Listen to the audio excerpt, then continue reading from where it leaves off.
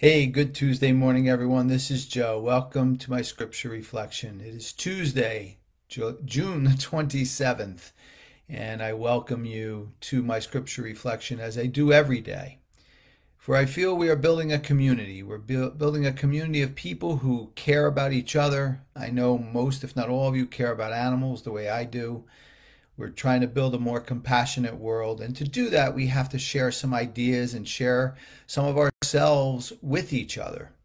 So with that, I wanted to share something with you about this week for me, which is a very difficult week, actually.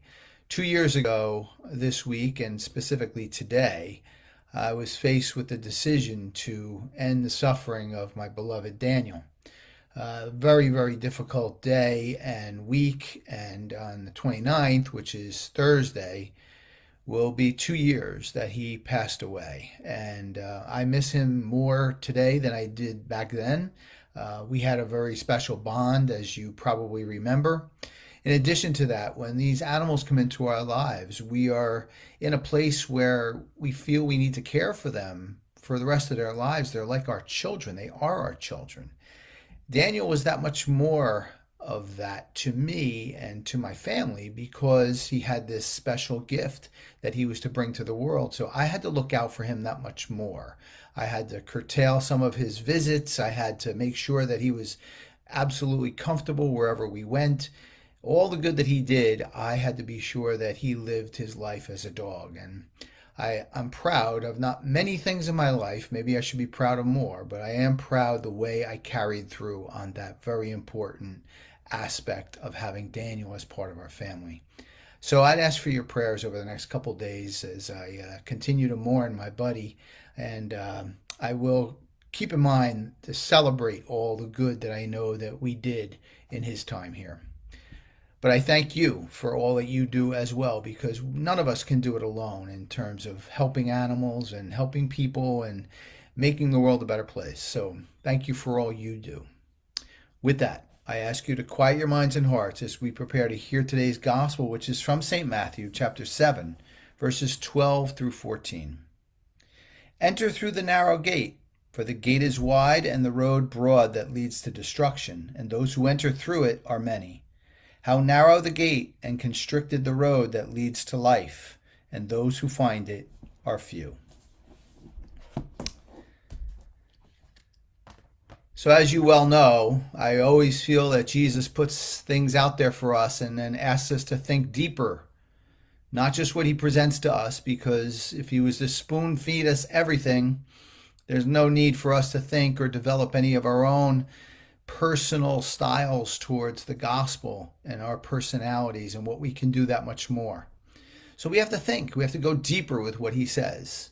And yes, there's a narrow gate and there's a wide gate, or so it seems. But I feel like this is one of those illusions where you look at something that's far away and one looks more narrow than the other, but in reality, they're both the same width. And I think that's the case with these gates that we have a choice to go through in each decision we make in our day. And yes, it comes down to choices. We can certainly go towards the bad gate. That's easy to do. That takes no skill whatsoever. And yes, sometimes we're drawn in that direction. Sometimes we see the media playing so many things that will draw us towards that bad gate, or life events will draw us that way. But we always have an opportunity to make a detour and go towards the gate that is just as wide, filled with opportunities to see compassion in the world. So we go towards the gate of the woman who saves dogs and does it for a living and puts herself out there every single day compassionately, knowing that she is going to unite these dogs with people and make them such happy, more peaceful families. We go towards that gate and we see compassion and we offer her our thanks. And guess who else is at that gate? Jesus is. We go towards the gate of understanding that we have to sometimes be a little bit tolerant of other people. Even though difficult as that might be, we have to, yes, bite our lip at times. We have to swallow at times instead of getting into the fray of things that really are not going to amount to anything of substance except frustration for all of us. Where is that gate? That is the gate as well that we make a choice towards going towards. Compassion is there, and Jesus is there. We go towards the gate that has some silence and peace to it and doesn't have the constant need for fray of celebrations or parties or whatever the case may be that are short term. We go towards the silence where there's meditation and prayer and time with Jesus. And yes, compassion is there and Jesus is there as well. That gate is just as wide. We just need to understand and see that it is. And then the more we go towards it, the wider that gate gets, and the bad gate becomes more narrow. Is this possible? Of course it is. Does it take a little bit of discipline? Yes, it does. The payoff? A more compassionate, strong heart for us and for everyone that we interact with. So my friends, that's my message for you on this Tuesday morning. As always, I hope it was helpful. If it was, I'd ask you to share it on your page for others to enjoy it as well.